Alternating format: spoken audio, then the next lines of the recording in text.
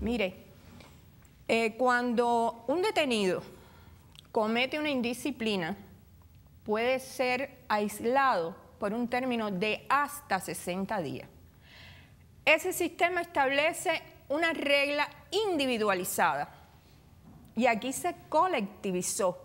Es decir, que llegando al Centro Federal de Detenciones, los 5 fueron aislados en solitaria y no por 60 días, por 17 meses.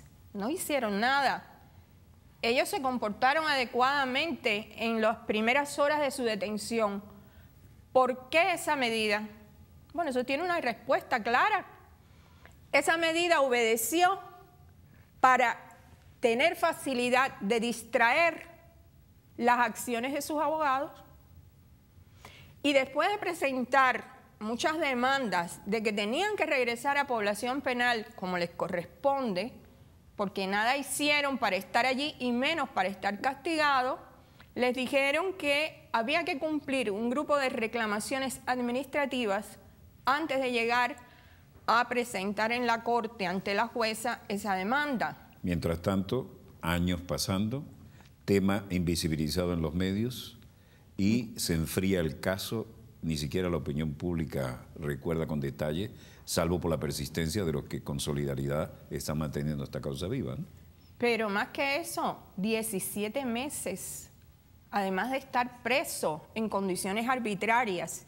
Y eso se repite después cuando en el 2001 se otorga por el jurado el veredicto de culpabilidad e inmediatamente ese mismo día son llevados ellos a la unidad disciplinaria, que fíjese, en el Centro Federal de Detenciones está en el piso 11.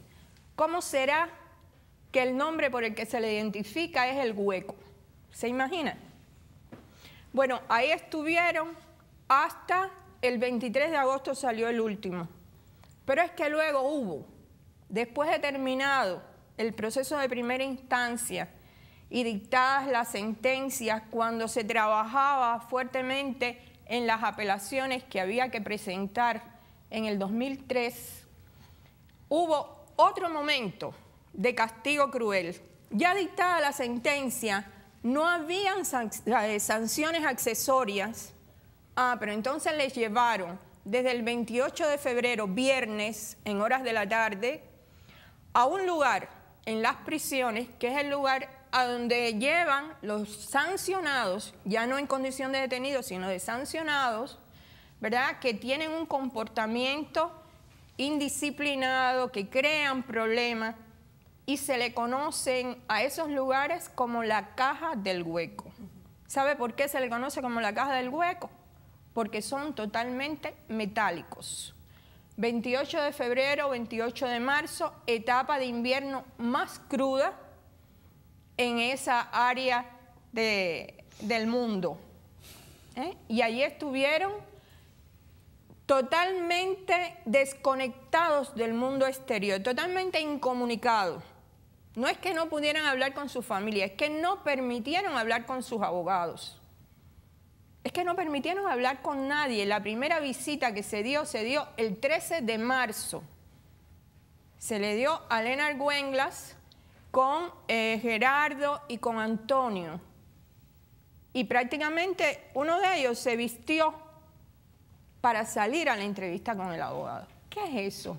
Si no es la aplicación de torturas físicas y psicológicas, violando ¿qué? La 8ª enmienda también de la Constitución americana, que lo prohíbe. Entonces, fíjese, no se trata solamente de un proceso penal contra 5 hombres, se trata de usar la fuerza y todos los medios para tratar de presionarlos, que se declararan culpables de algo que no habían hecho y dar una imagen a la opinión pública totalmente distorsionada. Es decir, si ellos dijeran, estoy dispuesto a declarar, espié a Estados Unidos a favor de otro país, ¿podrían negociar unas condiciones diferentes? Mire, negociación le propusieron a los 5 muchas veces, pero es que no hay espionaje, porque a 3 de ellos les imputan delitos de conspiración para cometer espionaje.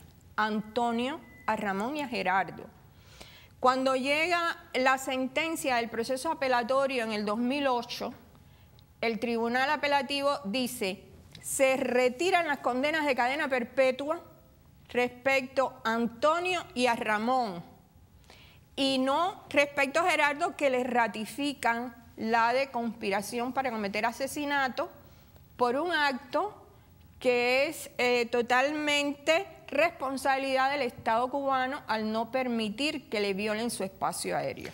Bueno, me imagino que eso es lo referido al derribo de los Cessna Push-Pull de Hermanos a Rescate o algo así. Exacto, del 24 de febrero de 1996. Entiendo, hasta yo recuerdo haber pasado esa noticia, la pasamos aquí en Dossier, y era la enésima vez que violaban el espacio aéreo, incluso habían hecho vuelos rasantes sobre La Habana.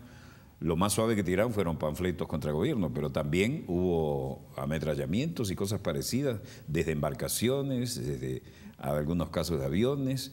Bueno, encontraron cuando íbamos a tener la cumbre, recuerdo muy bien, uno de los más connotados terroristas, no hay otra forma de llamarlo, con un fusil de francotirador dispuesto a matar al comandante Fidel Castro en la cumbre que íbamos a tener aquí en Venezuela. Y esos están sueltos, ¿no?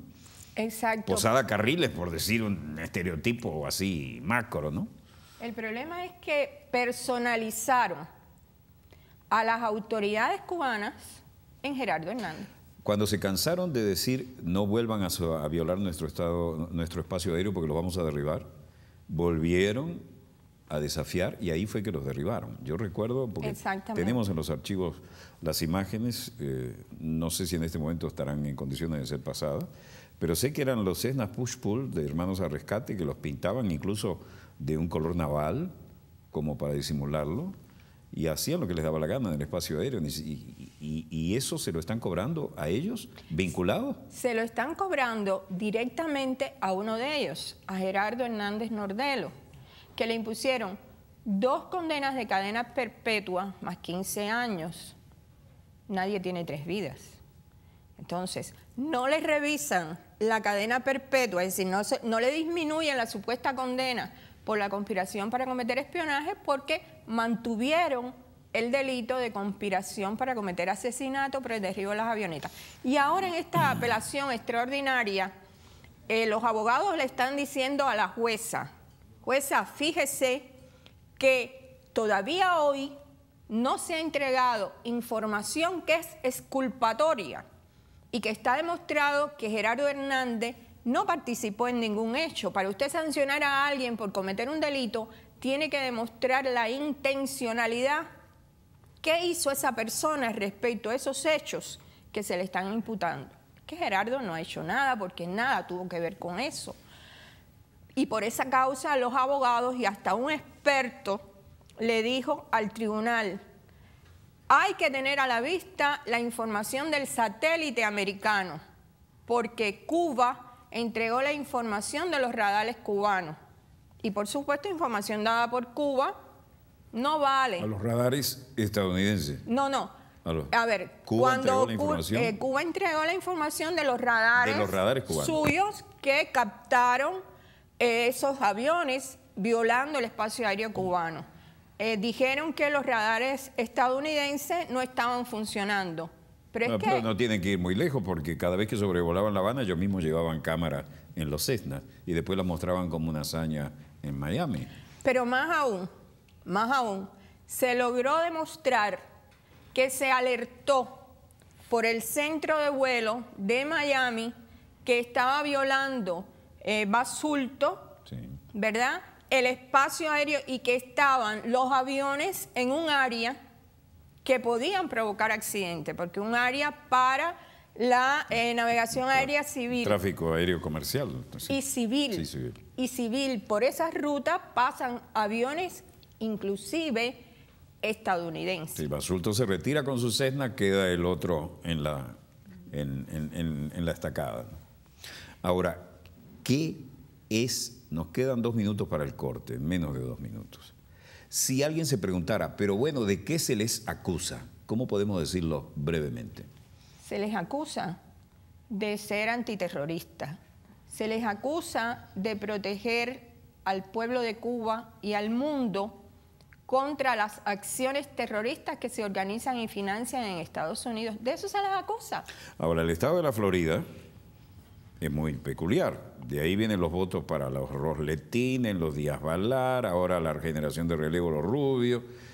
Ahí fue donde se robaron las elecciones cuando George W. Bush resultó electo, al punto que a las minorías étnicas la policía prácticamente les impedía ir a votar, pero además estuvimos más de 30 días sin saber quién era el presidente de los Estados Unidos, y además eso rebotó en la Corte Suprema. Los gobiernos de derecha ya venían cambiando jueces para que fueran cada vez más derechistas, y fue la Corte Suprema la que decidió, no el electorado. Y además de que hay voto indirecto allá, ¿no? Porque no es la persona la que vota por el candidato, sino un colegio electoral. Pero la composición de la Florida siempre ha sido la extrema derecha. Allí fue donde se robaron las elecciones que llevaron a George W. Bush a la Casa Blanca. En ese ambiente, es lo que usted decía, el que sea miembro de un jurado y vote a favor de esto, su familia no tendrá paz, ni trabajo, tampoco, ni sus hijos, ni sus nietos. Ni él tampoco. Mire, no lo dicen los familiares, no lo decimos sus abogados.